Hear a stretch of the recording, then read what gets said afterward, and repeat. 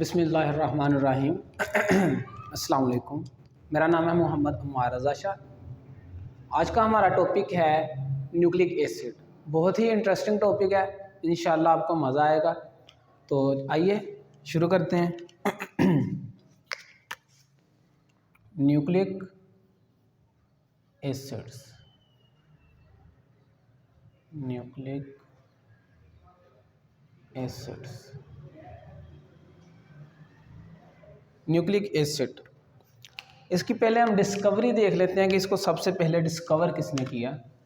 तो एक साइंटिस्ट हैं फ्रेडरिक मीयर। फ्रेडरिक मीयर जिन्होंने सबसे पहले न्यूक्लिक एसिड को डिस्कवर किया। इन्होंने न्यूक्लिक एसिड को डिस्कवर किया पास्ट सेल्स में। जो रेशा आता है ना, अक्सर चोट लगने के बाद रेशा आ जाता है, तो उसके सेल्स के अंदर इसने डिस्कवर किया। तो रेशा बेसिकली वाइट ब्लड सेल्स की वजह से होता है। वाइट ब्लड सेल्स क्या करते हैं कि ऑर्गेनिज्म जो कि फॉरेनर ऑर्गेनिज्म है, जैसे बैक्टीरिया हो गया, उसको क्या करेंगे, मार देंगे और ख़ुद भी मर जाएंगे, जिसकी वजह से वहाँ पे रेशा जो है वो वजूद में आता है, रेशा बन जाता है। उन सेल्स के अंदर इसने क्या किया कि न्यूक्लिक एसिड्स को डिस्कवर किया। इसने देखा कि ये हमारे पास न्यूक्लियस के अंदर पाए जाते हैं। तो चूंकि ये न्यूक्लियस के अंदर से डिस्कवर हुआ, उसने देखा कि न्यूक्लियस के अंदर ये मटेरियल पड़ा है, जिसे इसने नाम दिया न्यूक्लिक एसिड। चूंकि ये न्यूक्लियस के अंदर थे और इनका नेचर जो था वो एसिडिक था, तो न्यूक्लियस के अंदर से डिस्कवर होने की वजह से और एसिडिक नेचर की वजह से इनको नाम मिला न्यूक्लिक एसिड्स। तो इनको नाम दे दिया गया न्यूक्लिक एसिड्स। न्यूक्लिक एसिड के अंदर हमारे पास दो चीज़ें आ जाती हैं। एक हमारे पास है डीएनए, जिसे हम कहते हैं deoxyribonucleic acid. Deoxy ribo, N से न्यूक्लिक और ए से एसिड। तो डी ऑक्सी राइबोन्यूक्लिक एसिड जो है ये इसकी फुल फॉर्म है। उसी तरह आरएनए,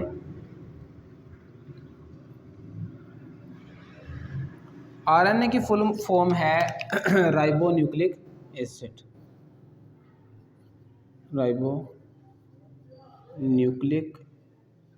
एसिड।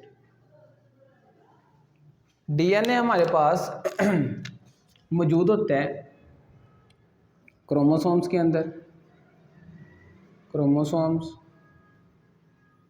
उसके अलावा हम कह सकते हैं कि ये न्यूक्लियोलस के अंदर होता है। उसके अलावा कुछ ऑर्गेनेल्स हैं जैसे माइटोकॉन्ड्रिया, क्लोरोप्लास्ट, उनके अंदर इसकी थोड़ी सी अमाउंट जो है डीएनए की मौजूद होती है। माइटोकॉन्ड्रिया और क्लोरोप्लास्ट। आरएनए जो है ये हमारे पास मौजूद होगा साइटोसोल में, यानी हम साइटोप्लाज्म भी कह सकते हैं। उसके अलावा न्यूक्लियोलाई में, न्यूक्लियोलाई या न्यूक्लियोलस जिसे हम कहते हैं, राइबोसोम्स के अंदर मौजूद होता है। और सेल के अंदर कुछ स्पेसिफिक जगह हैं जहाँ पे हमारे पास आरएनए मौजूद होता है। तो हम इनका स्ट्रक्चर देखेंगे कि बेसिकली डीएनए का स्ट्रक्चर क्या है और आरएनए का स्ट्रक्चर क्या है। तो इसको हम डिस्कस करेंगे। कुछ हम डिस्कस कर लेंगे इस सेशन के अंदर और कुछ हम डिस्कस करेंगे नेक्स्ट सेशन के अंदर। तो आइए अपनी जर्नी जो है उसका स्टार्ट करते हैं। तो going to embark on a journey toward the structure of nucleic acid. तो सबसे पहले हम आरएनए को देखेंगे और साथ साथ ही डीएनए को भी लेके चलेंगे।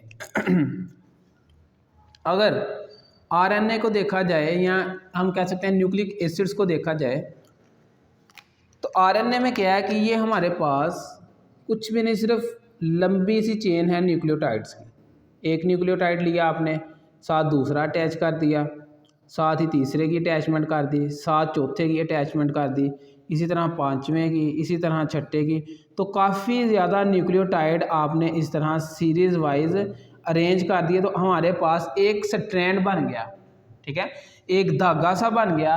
इसी को हम क्या कहते हैं, न्यूक्लिक एसिड। और कौन सा न्यूक्लिक एसिड, आरएनए। क्यों? क्योंकि ये न्यूक्लियोटाइड्स का बना है।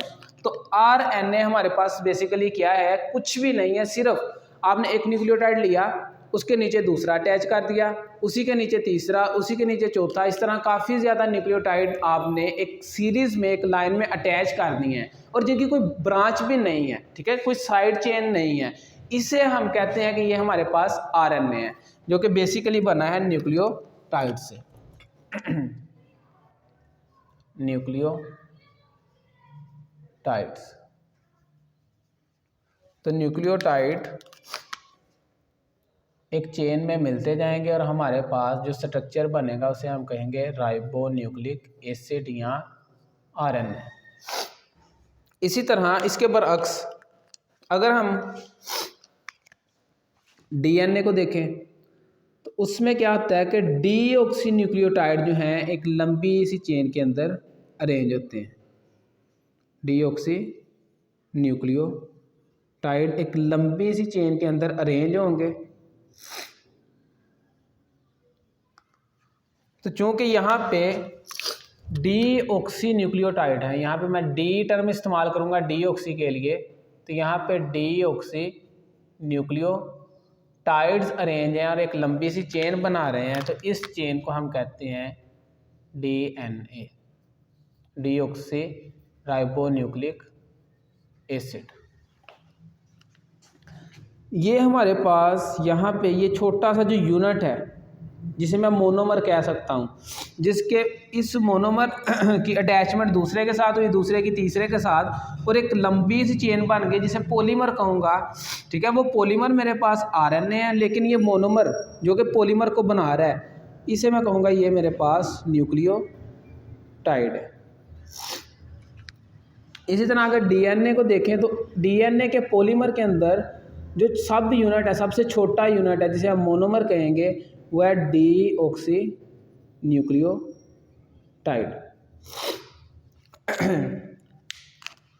अब मज़े की बात सुनिए कि हमारे पास जितनी भी इंफॉर्मेशन सेल के लिए मौजूद है, कि सेल जो है अपनी सारी थ्रू आउट द लाइफ क्या काम करेगा, किन किन स्टेप से गुजरेगा, कौन कौन से रिएक्शन उसमें होंगे, किस तरह से होंगे, किस तरतीब से होंगे, तो ये सारी की सारी मालूमात हमारे पास इस डीएनए के मॉलिक्यूल के अंदर मौजूद होती है। और देखिए ये डीएनए का मॉलिक्यूल कुछ भी नहीं है, सिर्फ डीऑक्सी न्यूक्लियोटाइड का एक लंबा सा सीक्वेंस है। तो इसके स्ट्रक्चर को भी हम बेसिकली यहाँ पे स्टडी करेंगे, और इसी के साथ साथ आरएनए के स्ट्रक्चर को भी हम स्टडी करेंगे। तो देखिए एक सिंपल सा मॉलिक्यूल जो आपको सिंपली दिख रहा है कि न्यूक्लियोटाइड के मिलने से बना है, वो कितना अहम काम जो है यहाँ पे परफॉर्म कर रहा है। तो हम इसका मतलब अगर हम डीऑक्सी न्यूक्लियोटाइड को बना लें, डीऑक्सी न्यूक्लियोटाइड को बना लें, तो डीऑक्सी न्यूक्लियोटाइड को ही हम एक दूसरे के साथ अटैच करते चले जाएंगे और हमारे पास डीएनए बन जाएगा। तो पहले हम देखेंगे डीऑक्सी न्यूक्लियोटाइड किस तरह से बनता है, और साथ साथ ही हम देखेंगे न्यूक्लियोटाइड कैसे बनता है। क्लियर है? चलें हम शुरू करते हैं स्ट्रक्चर डीएनए का। स्ट्रक्चर ऑफ न्यूक्लिक एसिड्स, जिसमें हमारे पास डीएनए भी आ जाएगा और आरएनए भी आ जाएगा। तो सबसे पहले मैंने जैसे कहा कि हम सबसे पहले न्यूक्लियोटाइड को बनाएंगे। तो अगर हमारे पास न्यूक्लियोटाइड बन जाएगा तो डीएनए भी बन जाएगा। और कौन सा न्यूक्लियोटाइड? Deoxy nucleotide. इसी तरह अगर सिंपल न्यूक्लियोटाइड बनेगा तो हम आरएनए भी बना लेंगे। तो इसका मतलब पहला जो हमारा स्टेप है, पहला जो हमारा गोल है वो क्या है कि फॉर्मेशन करनी है हमने न्यूक्लियोटाइड की। Formation of nucleotide and deoxy nucleotide, nucleotide and deoxy nucleotide. तो न्यूक्लियोटाइड बनाने के लिए हमें 3 चीज़ों की बहुत ज़्यादा ज़रूरत है।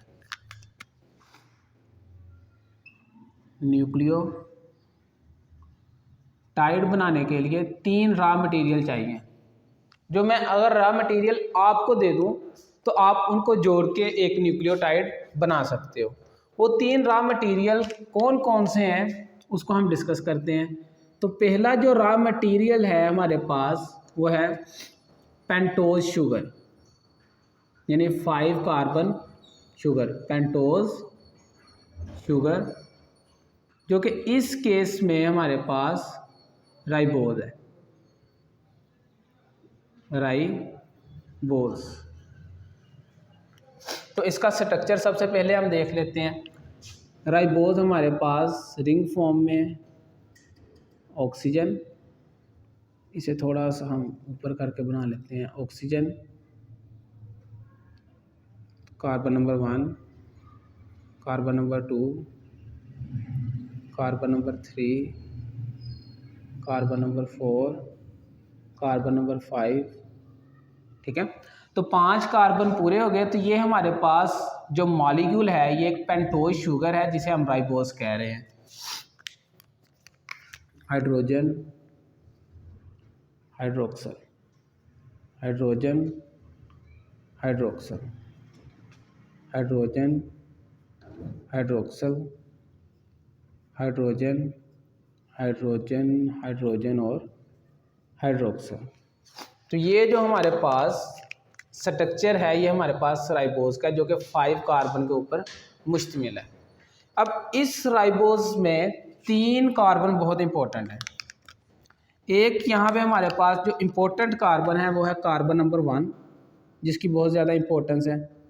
दूसरा इंपॉर्टेंट कार्बन है हमारे पास कार्बन नंबर 2। तीसरा इंपॉर्टेंट कार्बन हमारे पास है कार्बन नंबर 3 और चौथा इंपॉर्टेंट कार्बन है कार्बन नंबर 5। इनकी इंपॉर्टेंस क्या है ये 1 बाय 1 हम स्टडी करते चलेंगे जैसे जैसे हम अपने इस सफ़र को जारी रखेंगे। तो रास्ते में इनसे हमारी मुलाकात होगी कि इनकी इम्पोर्टेंस क्यों है। अभी सिर्फ इतना जहन में रखिएगा कि इन की इम्पोर्टेंस जो है बहुत ज़्यादा है। इसी तरह अगर डीऑक्सी न्यूक्लियोटाइड हमने बनाना है तो यहाँ पे साथ साथ हम डीऑक्सी न्यूक्लियोटाइड जो है उसके रॉ मटीरियल्स को लिख लेते हैं। डीऑक्सी न्यूक्लियोटाइड, डीऑक्सी न्यूक्लियोटाइड बनाने के लिए हमें सेम पेंटोज शुगर चाहिए, पेंटोज शुगर।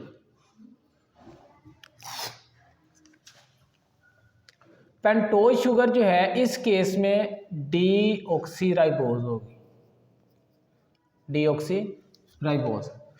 न्यूक्लियोटाइड बनाने के लिए जो शुगर चाहिए वो राइबोज है, लेकिन डीऑक्सी न्यूक्लियोटाइड बनाने के लिए जो आपको शुगर चाहिए वो है डीऑक्सी राइबोज। तो हम जानते हैं डी का मतलब होता है उतार देना। ऑक्सी एक ग्रुप है जो जिसे हम ऑक्सीजन कहते हैं। तो ऑक्सीजन जो एक फंक्शनल ग्रुप है, अगर हम ऑक्सीजन को उतार दें, ठीक है, इस राइबोज में से ऑक्सीजन एक कम कर दें, तो जो हमारे पास रिजल्टेंट मॉलिक्यूल बनेगा, रिजल्टेंट हमारे पास जो रिंग बनेगा उसे हम कहेंगे वो डीऑक्सी राइबोज है, क्योंकि उसमें कमी हो चुकी होगी ऑक्सीजन की। तो अभी मैंने यहाँ पे आपको बताया कि कार्बन नंबर 1, 2, 3 और 5 बहुत इंपॉर्टेंट है। तो सबसे पहले आप इंपॉर्टेंस देखेंगे कार्बन नंबर 2 की, कि कार्बन नंबर 2 हमारे पास इतना इंपॉर्टेंट क्यों है।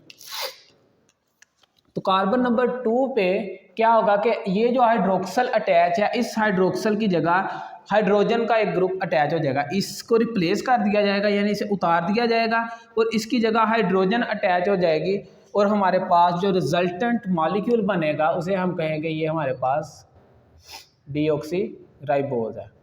Carbon number 1, carbon number 2, carbon number 3, carbon number 4, carbon number 5। ये अब देखिएगा यहाँ पे गौर से, कार्बन नंबर 1 पे हाइड्रोजन और हाइड्रोक्सल सेम है।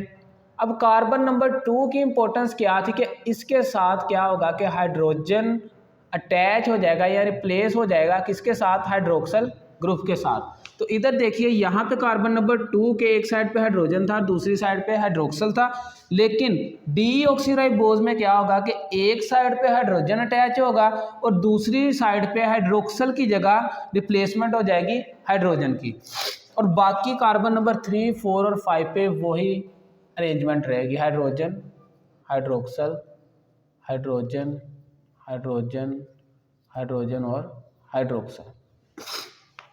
तो चूंकि इसके अंदर एक ऑक्सीजन की कमी हो गई है, इसके मुकाबले में राइबोज के मुकाबले में यहाँ पे एक ऑक्सीजन की कमी हो गई है, तो इसे हम कहते हैं, ये हमारे पास जो राइबोज है ये डीऑक्सीराइबोज है।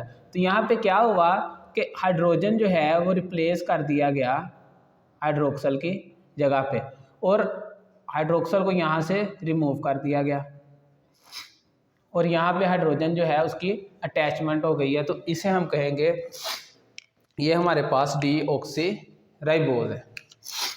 इसी तरह दूसरा जो रॉ मटेरियल हमें चाहिए न्यूक्लियोटाइड बनाने के लिए वो है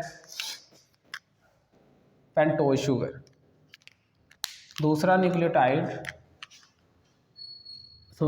दूसरा जो रॉ मटेरियल है न्यूक्लियोटाइड बनाने के लिए वो है नाइट्रोजिनस बेस।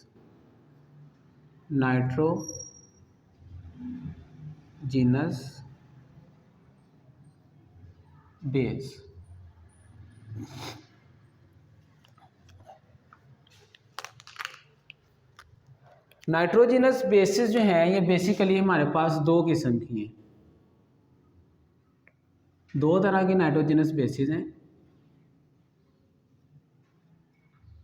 एक हमारे पास नाइट्रोजिनस बेसिस हैं जो कि सिंगल रिंग है, उनके अंदर एक ही रिंग है, लेकिन जो दूसरी नाइट्रोजिनस बेस है वो हमारे पास डबल रिंग है। तो यहाँ पे एक साइड पे हमारे पास सिंगल रिंग नाइट्रोजिनस बेसिस है जिसके अंदर ये आ जाएगा इस तरह से,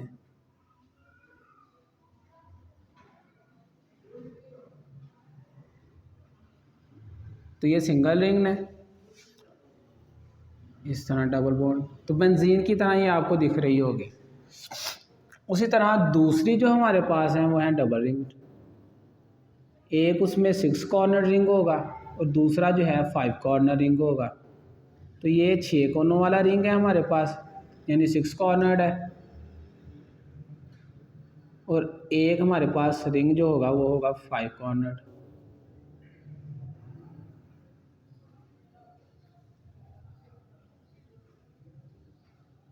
कुछ यूँ, तो सिंगल रिंग नाइट्रोजिनस बेसिस भी हैं और डबल रिंग नाइट्रोजिनस बेसिस भी हैं। सिंगल रिंग नाइट्रोजिनस बेसिस जो हैं इन्हें हम कहते हैं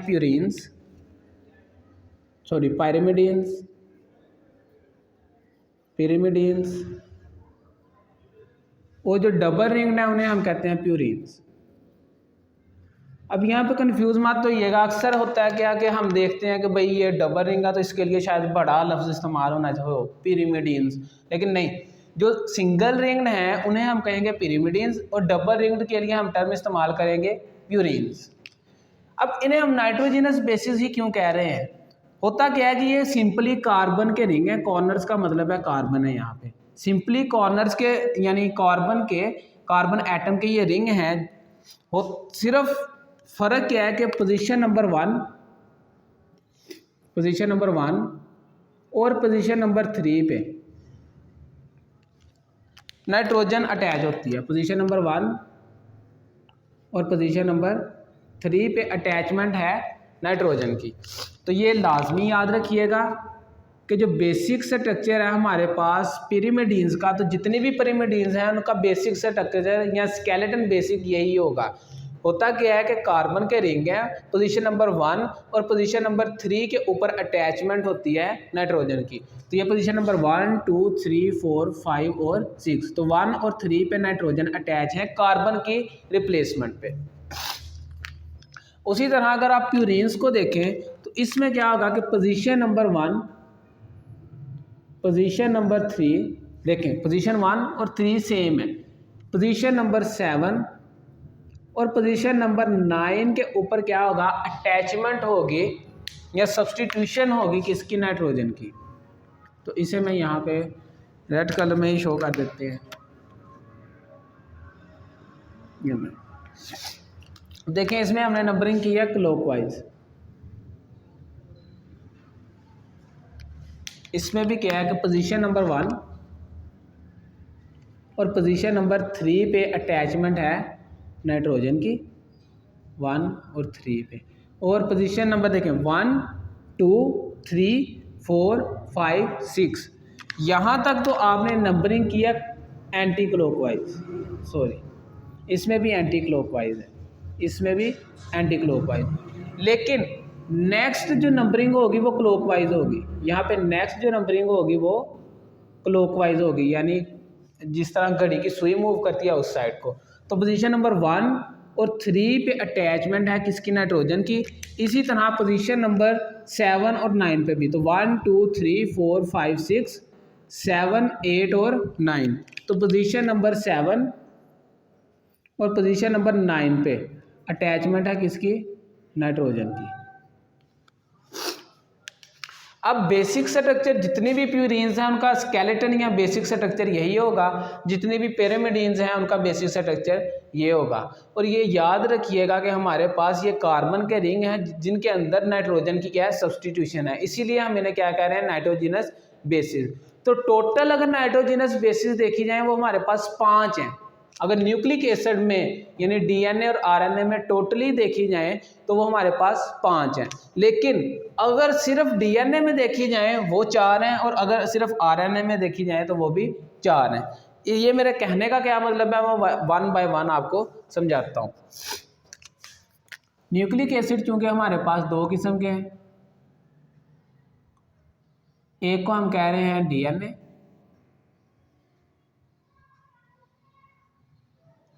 और दूसरा जो है वो हमारे पास क्या है जी, आरएनए।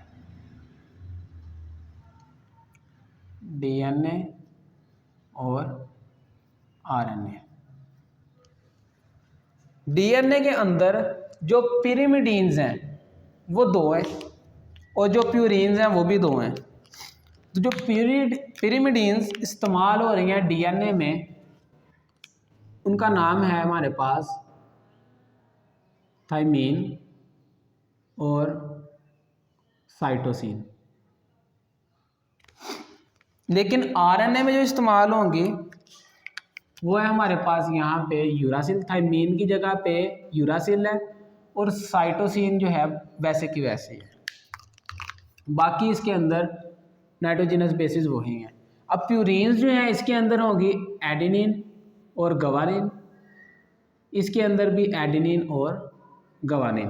तो 1 बाय 1 हम इनका स्ट्रक्चर देखते हैं। तो पहला जो डिफरेंस आ गया है डीएनए और आरएनए में, वो पहला डिफरेंस क्या है कि इसके अंदर आरएनए के अंदर न्यूक्लियोटाइड इस्तेमाल होता है, या हम कह सकते हैं राइबोज जो है इस्तेमाल हो रही है एज अ पेंटोज शुगर। लेकिन जो डीएनए में है उसमें डीऑक्सी न्यूक्लियोटाइड इस्तेमाल हो रहा है, या मैं कह सकता हूं कि उसके अंदर जो शुगर इस्तेमाल हो रही है वो डीऑक्सी राइबोज है। क्लियर? तो ये पहला डिफरेंस है हमारे पास डीएनए और आरएनए में। तो यहाँ पे लिख देता हूँ कि ये डीएनए को डिस्कस किया जा रहा है यहाँ पे, सॉरी आरएनए को,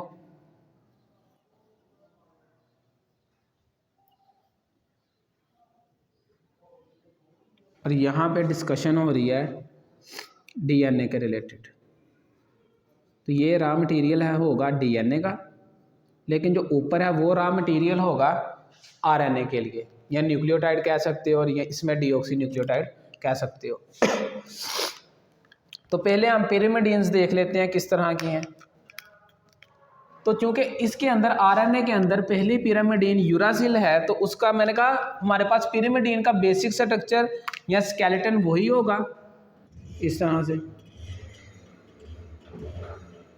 यूं।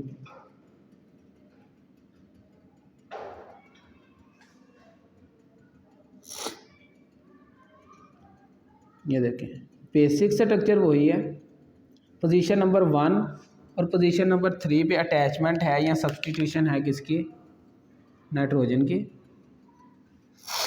अब देखें होगा क्या कि पोजीशन नंबर 2 1 2 पोजीशन नंबर 2 और पोजीशन नंबर 6 के ऊपर अटैचमेंट होगी ऑक्सी ग्रुप की, ऑक्सीजन की।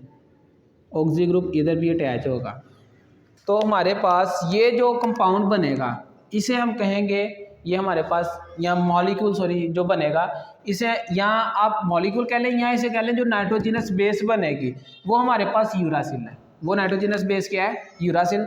अब इसके अंदर हमने बॉन्ड्स पूरे करने हैं ऑक्सीजन के भी, नाइट्रोजन के भी और कार्बन के भी। तो हम जानते हैं कार्बन जो है, कार्बन 4 बॉन्ड बनाता है,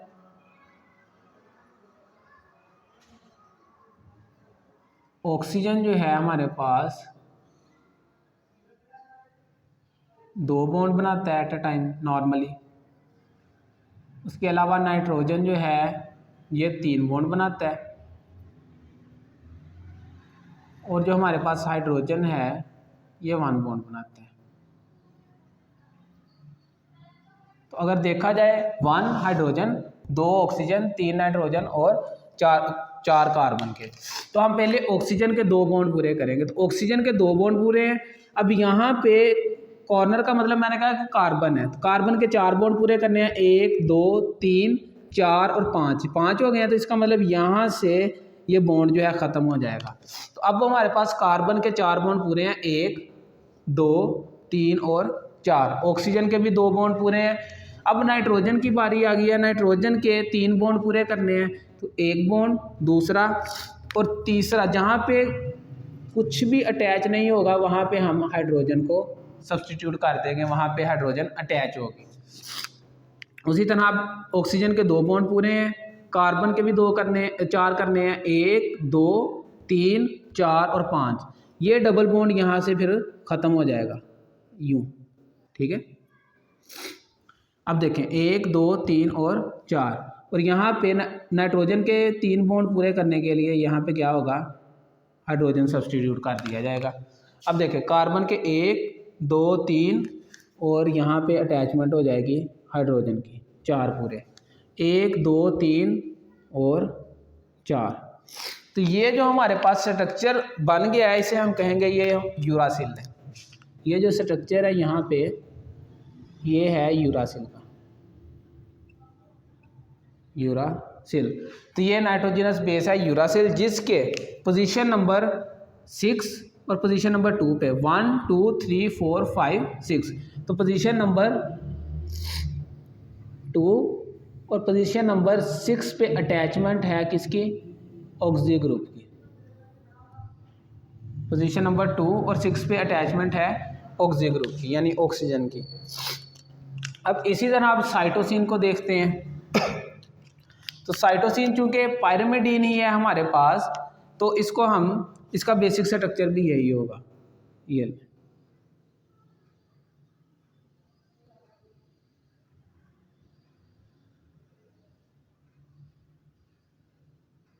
इसी तरह से पोजीशन नंबर 1 और पोजीशन नंबर 3 पे अटैचमेंट होगी नाइट्रोजन की। यहाँ पे भी अटैचमेंट है नाइट्रोजन की और यहाँ पे भी अटैचमेंट है नाइट्रोजन की। अब होगा क्या कि जो हमारे पास साइटोसिन है इसके पोजीशन नंबर 2 के ऊपर अटैचमेंट होगी ऑक्सी ग्रुप की, और पोजीशन नंबर, यानी ये देखें ऑक्सी ग्रुप अटैच है पोजीशन नंबर 2 पे, लेकिन जो पोजीशन नंबर 6 है यहाँ पे अटैचमेंट होगी अमाइनो ग्रुप की, अमाइनो ग्रुप की अटैचमेंट होगी। अब देखें हमने बॉन्डिंग पूरी करनी है, ये जो हमारे पास, अब इसके हमने बॉन्ड्स पूरे करने हैं नाइट्रोजन के भी और उसके साथ ऑक्सीजन के भी और हाइड्रोजन के भी। अब यहाँ पे NH2 है, तो इसको मैं, क्योंकि हमने यहाँ पे बॉन्ड्स पूरे करने हैं, तो यहाँ पे मैं लिख देता हूँ एक हाइड्रोजन इस साइड को अटैच है और एक इस साइड को, NH2। नाइट्रोजन के 3 बॉन्ड पूरे हैं। अब कार्बन के पूरे करने हैं, 1 2 और 2 डबल बॉन्ड, ये 4 पूरे हो गए। इसी तरह नाइट्रोजन के डबल बॉन्ड ये और 1 3 पूरे, कार्बन के 2 और 3 और ये डबल बॉन्ड 5 हो गए, तो एक यहाँ से बॉन्ड ख़त्म कर दिया जाएगा। तो 2 और 2 4, और यहाँ पे नाइट्रोजन की जगह पे एक इसके साथ अटैचमेंट होगी हाइड्रोजन की। यहाँ पे अब नाइट्रोजन के 3 बॉन्ड पूरे हैं, इसी तरह कार्बन के करने हैं 1 2 3 और 4, 1 2 3 और 4। तो अगर आप कह सकते हैं कि हम यूरासिल के पोजीशन नंबर 6 से ऑक्सी ग्रुप को उतार के अमाइनो ग्रुप अटैच कर दें तो जो हमारे पास नई पिरिमिडीन बनेगी इसे हम कहेंगे साइटोसिन। साइटोसिन, तो साइटोसिन के पोजीशन नंबर 2 पे ऑक्सी ग्रुप है, 2 पे ऑक्सी ग्रुप है, और पोजीशन नंबर 6 पे अमाइनो ग्रुप है।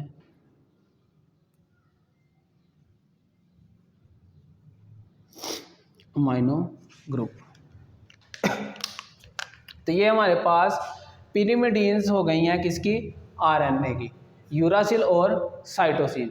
इसी तरह हम पिरिमिडीन्स पूरी करेंगे डीएनए की, थाइमिन और साइटोसिन। तो साइटोसिन तो हमारे पास यहाँ पे ड्रा है, इसी को हम इसी तरह नीचे ड्रा कर देंगे, और जो न्यू हमारे पास यहाँ पे पिरिमिडीन है वो है थाइमिन।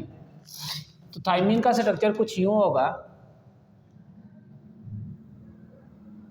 सेम स्ट्रक्चर जो है इसका यूरासिल की तरह का ही है।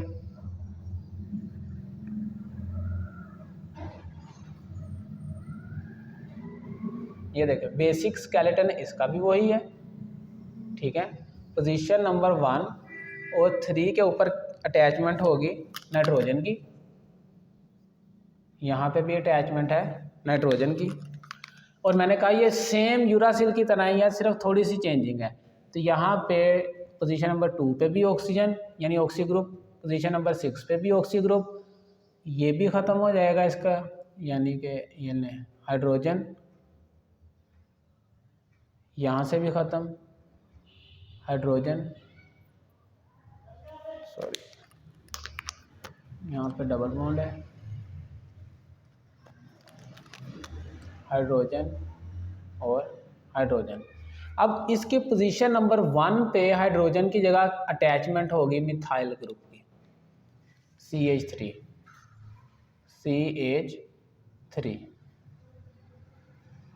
तो इसे मैं CH3 भी लिख सकता था, तो चूंकि बॉन्ड पूरे करने हैं इसलिए मैंने इसे इस तरह से लिख दिया। तो ये जो हमारे पास एक मॉलिक्यूल बन गया या नाइट्रोजिनस बेस बन गई है, इसे हम कहेंगे ये हमारे पास थाइमीन है। तो याद रखिएगा मिथाइल और थाइमीन सेम है, इनकी आवाज़ तकरीबन हमारे पास सेम ही है, मिथाइल और थाइमीन, थाइल और थाइमीन, ठीक है।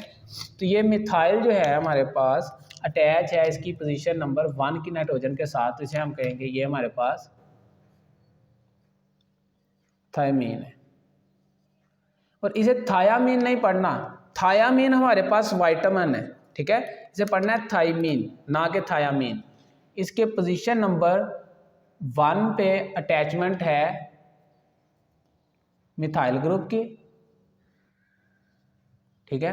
पोजीशन नंबर, सॉरी यहाँ पे थोड़ी सी गड़बड़ हो गई है,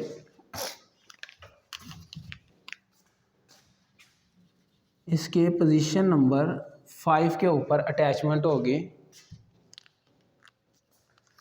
यहाँ पे पोजीशन नंबर 5 पे हाइड्रोजन की जगह पे अटैच होगा मिथाइल ग्रुप, CH और H, जैसे मैं CH3 भी लिख सकता हूँ। तो पोजीशन नंबर 2 पे अटैचमेंट है ऑक्सी ग्रुप की, ऑक्सी ग्रुप की। उसी तरह पोजीशन नंबर 5 पे अटैचमेंट है, सॉरी मैं इसे इस तरह भी लिख सकता हूँ, पोजीशन नंबर 2 और 6 पे अटैचमेंट है ऑक्सी की, जबकि पोजीशन नंबर 5 पे अटैचमेंट है हमारे पास मिथाइल ग्रुप की। तो ये जो हमारे पास नाइट्रोजनस बेस बनी है इसे हम कहते हैं थाइमीन। तो इसे थायामीन नहीं पढ़ना, वो वाइटामिन है, लेकिन थाइमीन जो है नाइट्रोजनस बेस है। और सेम यूरासिल की तरह ही है, बस पोजीशन नंबर 5 पे क्या है कि मिथाइल ग्रुप जो है उसकी अटैचमेंट है। तो हमारे पास बेसिकली कितनी किस्म की पिरिमिडीन्स हो गई हैं? 3 किस्म की। कौन कौन सी? एक हमारे पास है यूरासिल जो कि सिर्फ आरएनए में इस्तेमाल होगी। दूसरी हमारे पास है साइटोसिन जो कि दोनों आरएनए में भी और डीएनए में भी इस्तेमाल होगी। और तीसरी हमारे पास है थाइमिन जो कि सिर्फ और सिर्फ डीएनए में इस्तेमाल होगी। तो इसके साथ यहाँ पे मैं ब्रैकेट में डी लिख देता हूँ कि ये सिर्फ डीएनए में इस्तेमाल होगी, और इसके साथ आर लिख देता हूँ कि ये सिर्फ आरएनए के साथ इस्तेमाल होगी। अब हम आते हैं प्यूरिन्स की तरफ कि प्यूरिन्स जो हैं हमारे पास कितनी किस्म की हैं। तो अभी हमने देखा प्यूरिन हमारे पास दो किस्म की हैं, एक को कहते हैं एडेनिन और जबकि दूसरे को कहते हैं हम गवानिन। तो सबसे पहले हम एडेनिन का स्ट्रक्चर देखते हैं कि एडेनिन हमारे पास किस तरह की है। तो इसको हम यहीं पे ड्रा कर लेते हैं, यहाँ पे एडेनिन।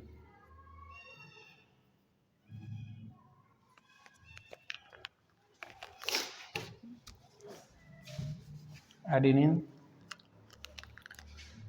अब इसका स्केलेटन जो है हमारे पास सेम वैसा ही होगा, ये वाला जो प्यूरिन्स का बेसिक स्केलेटन है। तो एडेनिन हमारे पास चूँकि प्यूरिन है तो इसका बेसिक स्केलेटन भी डबल रिंग्ड ही होगा।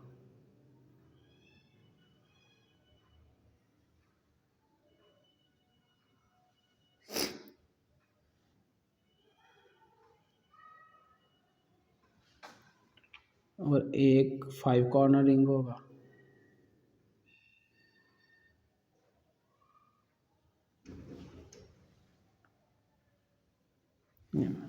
पोजीशन नंबर 1 और पोजीशन नंबर 3 के ऊपर सब्स्टिट्यूशन है किसकी, नाइट्रोजन की। पोजीशन नंबर 7 पे भी नाइट्रोजन की और पोजीशन नंबर 9 पे भी नाइट्रोजन की।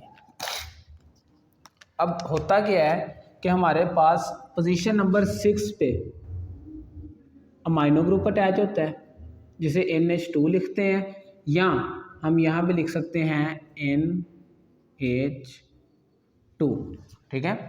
अमाइनो ग्रुप यहाँ पे अटैच है। तो अब हम बॉन्ड्स पूरे करेंगे यहाँ पे 1 2 3 4, ठीक है। कार्बन के 4 पूरे, नाइट्रोजन के 3 पूरे। अब नाइट्रोजन इसके देखते हैं 1 2 3, इसके भी 3 पूरे। यहाँ पे कार्बन है 1 2 3 और यहाँ पे अटैचमेंट हो जाएगी हाइड्रोजन की। इसी तरह 2 और 1 3 इसके भी पूरे। इस यहाँ पे भी कार्बन है 1 2 3 4, यहाँ पे भी कार्बन है 1 2 3 4, इसके भी पूरे हो गए।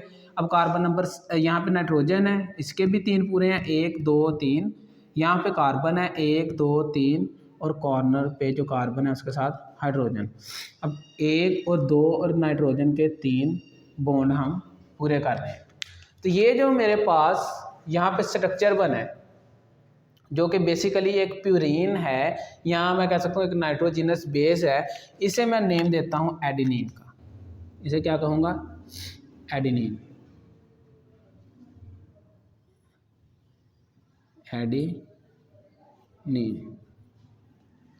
एडेनिन की पोजीशन नंबर 6 जो है 1 2 3 4 5 और 6, एडेनिन की पोजीशन नंबर 6 पे अटैच है अमाइनो ग्रुप। अमाइनो ग्रुप तो सेम यही एडेनिन जो है हमारे पास इस्तेमाल होगी डीएनए में, ठीक है। और उसी तरह अगर हम गवानिन का स्ट्रक्चर देखें तो उसको हम ऊपर ड्रा कर लेते हैं। उसका भी चूंकि वो भी प्यूरिन है तो उसका बेसिक स्केलेटन भी यही होगा हमारे पास, इस तरह से यूं। ये देखें बेसिक स्केलेटन इसका, ये देखें ये हमारे पास 6 कॉर्नर रिंग है जिसके साथ अटैचमेंट है 5 कॉर्नर रिंग की। यहाँ पे डबल बॉन्ड। अब देखें position number 1, position number 3, position number 7 और पोजीशन नंबर 9 पे अटैचमेंट होगी नाइट्रोजन की, या मैं कह सकता हूँ सब्सटीट्यूशन होगी नाइट्रोजन की। इसीलिए तो इन्हें हम नाइट्रोजिनस बेसिस कह रहे हैं कि ये कार्बन के रिंग हैं जिनके अंदर सब्सटीट्यूशन है नाइट्रोजन की। अब होता क्या है कि हमारे पास पोजीशन नंबर 2 पे अटैचमेंट है अमाइनो ग्रुप की NH2, अब देखिएगा, जो हमारे पास साइटोसिन है वो इसके ऑपोजिट है, गवानीन के ऑपोजिट है साइटोसिन। इसके पोजीशन नंबर 6 पे क्या है, अमाइनो ग्रुप अटैच है, लेकिन गवानीन के पोजीशन नंबर 2 पे अमाइनो ग्रुप अटैच है। इसी तरह इसके पोजीशन नंबर 2 पे ऑक्सी ग्रुप अटैच है, लेकिन उसके पोजीशन नंबर 6 पे ऑक्सी ग्रुप अटैच होगा। ठीक है, तो साइटोसिन की जो फंक्शनल ग्रुप की अरेंजमेंट है वो ऑपोजिट है गवानीन के फंक्शनल ग्रुप की अरेंजमेंट के साथ। तो इसके 6 पे अमाइनो है, लेकिन इसके 6 पे ऑक्सी है, इसके 2 पे ऑक्सी है, इसके 2 पे अमाइनो है, यानी शफलिंग हो गई है किसकी, फंक्शनल ग्रुप की ऑपोजिट हम कह सकते हैं। तो ये साइटोसिन के फंक्शनल ग्रुप ऑपोजिटली हैं किसके, गवानीन के फंक्शनल ग्रुप के। तो यहाँ पे हमारे पास ये जो नाइट्रोजिनस बेस है इसे मैं कहूँगा ये गवानीन है, और इसकी पोजीशन नंबर 2 पे अमाइनो और पोजीशन नंबर 6 पे ऑक्सी ग्रुप की अटैचमेंट है। ठीक है, और ये जो नाइट्रोजिनस बेस हमारे पास बनी है इसे मैं कहूँगा ये मेरे पास गवानीन है। तो डीएनए में भी गवानीन इस्तेमाल होगी, आरएनए में भी, एडेनिन भी डीएनए में इस्तेमाल होगी, आरएनए में भी, या मैं कह सकता कि न्यूक्लियोटाइड में एडेनिन भी इस्तेमाल होगी, डीऑक्सी न्यूक्लियोटाइड में भी इस्तेमाल होगी रॉ मटेरियल के तौर पे। ये हमारे पास जो है न्यूक्लियोटाइड में गवानीन भी इस्तेमाल होगी, एडेनिन भी, और डीऑक्सी न्यूक्लियोटाइड में भी ये दोनों इस्तेमाल होगी। न्यूक्लियोटाइड को बनाने के लिए हमारे पास यूरासिला में चाहिए और साइटोसिन चाहिए पिरिमिडीन में, लेकिन डीऑक्सी न्यूक्लियोटाइड में हमारे पास साइटोसिन और थाइमिन। बताने का ये मकसद है कि यहाँ पे डीएनए में 4 किस्म की नाइट्रोजिनस बेसिस इस्तेमाल हो रही हैं। कौन कौन सी, प्यूरीन्स में हमारे पास यहाँ पे मौजूद है एडेनिन, गवानीन, और पिरिमिडीन्स में हमारे पास यहाँ पे मौजूद है थाइमिन और साइटोसिन। लेकिन आरएनए में जो 4 इस्तेमाल हो रही हैं, adenine same, guanine same, thymine की जगह यहाँ पे यूरासिल मौजूद होगी आरएनए में, और साइटोसिन जो है सेम इसी तरह इस्तेमाल होगी। तो पहला डिफरेंस हमारे पास आरएनए में क्या था कि इसमें इस्तेमाल हो रहा था न्यूक्लियोटाइड और इसमें इस्तेमाल हो रहा था डीएनए में डीऑक्सी न्यूक्लियोटाइड।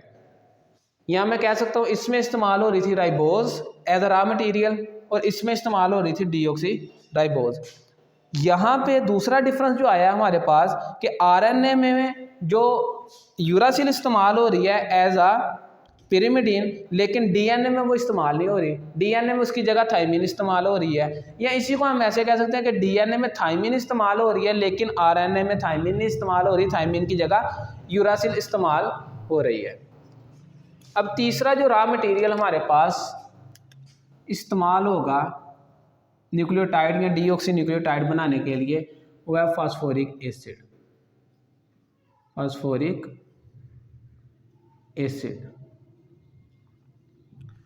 फास्फोरिक एसिड का जो फार्मूला है वो है H3PO4, H3PO4। तो इसको मैं यहाँ पे कुछ यूँ लिख सकता हूँ कि यहाँ पे मेरे पास फास्फोरस है, इसने बॉन्ड बनाया ऑक्सीजन के साथ, क्योंकि फास्फोरस जो है बेसिकली 3 बॉन्ड बनाता है और कभी कभी 5 भी बना लेता है। तो इधर भी मेरे पास इसने बॉन्ड बनाया ऑक्सीजन के साथ, इसने भी बनाया ऑक्सीजन के साथ।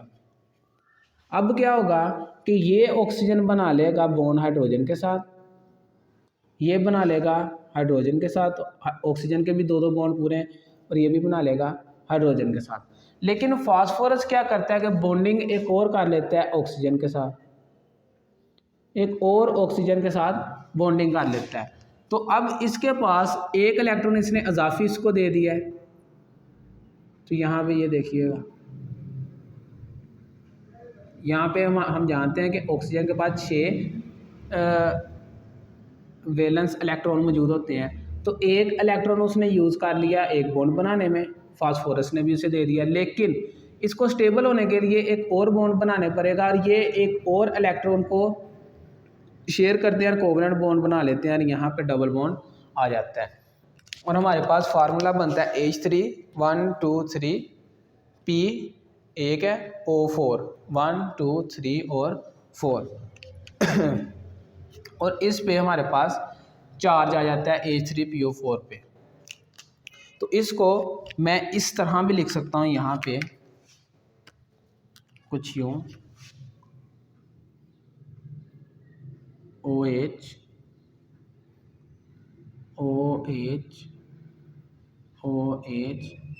डबल बॉन्ड O, इसी को मैं इस तरह भी शो कर सकता हूँ।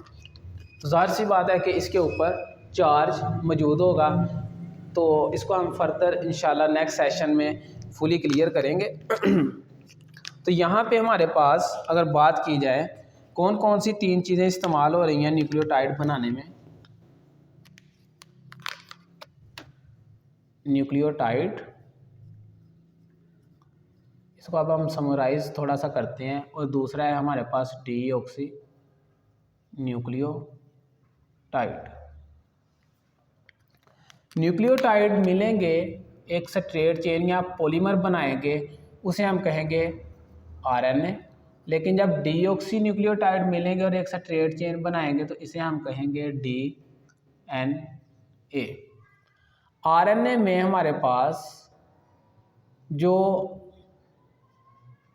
यानी न्यूक्लियोटाइड को बनाने के लिए जो रॉ मटेरियल इस्तेमाल हो रहे हैं वही रॉ मटेरियल हमारे पास इस्तेमाल होंगे डीएनए को बनाने के लिए। यानी वही 3 रॉ मटेरियल इस्तेमाल होंगे डीएनए को बनाने के लिए। और वो कौन कौन से हैं 3 रॉ मटेरियल? एक को हमने कहा कि हमारे पास वो पेंटोज शुगर है, पेंटोज शुगर, इधर भी पेंटोज शुगर इस्तेमाल हुई है न्यूक्लियोटाइड डीऑक्सी न्यूक्लियोटाइड बनाने के लिए। लेकिन यहाँ पे जो पेंटोज शुगर इस्तेमाल हुई है वो है हमारे पास राइबोज। लेकिन जो यहाँ पे इस्तेमाल हुई है वो हमारे पास है डीऑक्सी राइबोज। उसके अलावा इसमें भी नाइट्रोजिनस बेसिस इस्तेमाल हुई हैं, इसमें भी नाइट्रोजिनस बेसिस इस्तेमाल हुई हैं। इसके अंदर जो नाइट्रोजिनस बेसिस इस्तेमाल हुई हैं वो हमारे पास 2 प्यूरीन्स हैं, 2 प्यूरीन्स हैं और 2 ही पायरिमिडीन्स हैं। अब देखें इसमें जो प्यूरीन्स इस्तेमाल हो रही हैं वो है हमारे पास एडेनिन और गवानिन। सेम इसी तरह डीएनए में जो प्यूरीन्स इस्तेमाल होंगी वो भी सेम ही हैं। एक को हम कहेंगे एडेनिन और दूसरी को हम कहेंगे गवानिन।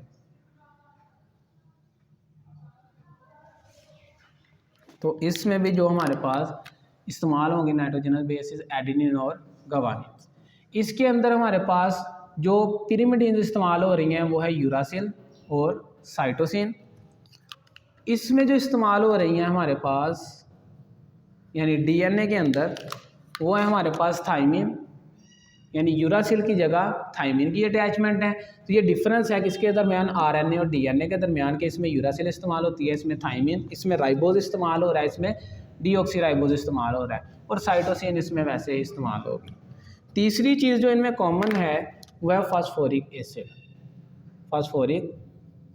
एसिड और इधर भी इस्तेमाल होगा फास्फोरिक एसिड। तो ये हमारे पास रॉ मटेरियल्स हैं जो कि इस्तेमाल होते हैं किसमें, न्यूक्लिक एसिड बनाने में, या मैं कह सकता हूँ डीएनए बनाने में और आरएनए बनाने में। तो 1 बाय 1 इनका स्ट्रक्चर हम इंशाल्लाह नेक्स्ट सेशन में क्लियर करते जाएंगे। तो याद रखिएगा कि कार्बन नंबर 1 इम्पोर्टेंट है राइबोज या पेंटोज शुगर में, कार्बन नंबर 1 इम्पोर्टेंट है, कार्बन नंबर 2, 3 और 5। 1 की इम्पोर्टेंस बाद में डिस्कस करेंगे। आज हमने कार्बन नंबर 2 की इम्पोर्टेंस डिस्कस की कि अगर इसके साथ हाइड्रोक्सल ग्रुप अटैच है तो ये राइबोज कहलाएगी जो कि न्यूक्लियोटाइड बनाने में इस्तेमाल होगी और यही न्यूक्लियोटाइड इस्तेमाल होगा आरएनए बनाने में। और अगर कार्बन नंबर 2 पे हाइड्रोक्सल की जगह रिप्लेसमेंट हो गई है हाइड्रोजन की तो ये इस्तेमाल होगी डीऑक्सी न्यूक्लियोटाइड बनाने में और यही डीऑक्सी न्यूक्लियोटाइड इस्तेमाल होगा डीएनए बनाने में। तो ये आज का हमारा टॉपिक था। इंशाल्लाह आपको इंटरेस्टिंग लगा होगा। तो अगर कहीं से भी समझ नहीं आई, लेकिन मुझे लगता है कि ये सारा क्लियर कट हो गया होगा। मैंने इस तरह समझाने की कोशिश की है कि आपको हर चीज़ जो है क्लियर कट हो जाए। बाकी अगर अगर आपको समझ नहीं आई, आप कमेंट सेशन में मुझसे पूछ सकते हैं। नेक्स्ट सेशन में इंशाल्लाह हम पढ़ेंगे कि न्यूक्लियोटाइड जो हैं वो किस तरह से बनते हैं, और अगर ज़रूरत पड़ी तो नेक्स्ट एक और सेशन बना लेंगे, ठीक है। यानी 3 सेशंस में हम न्यूक्लिक एसिड को क्लियर करेंगे, और उसमें हम स्ट्रक्चर देखेंगे डीएनए का भी और आरएनए का भी। लेकिन मैं कोशिश करूँगा कि 2 सेशंस में ही इसको क्लियर कर दिया जाए, और डीएनए और आरएनए जो है उसको कल ही कवर कर लिया जाए। लेकिन अगर हम यानी कंसेप्चुअली चलें, इसको डिटेल में समझना चाहें, तो उसके लिए हमें 3 सेशन बनाने पड़ेंगे। तो अच्छी उम्मीदों के साथ इजाज़त लेता हूँ। अल्लाह हाफ़िज़।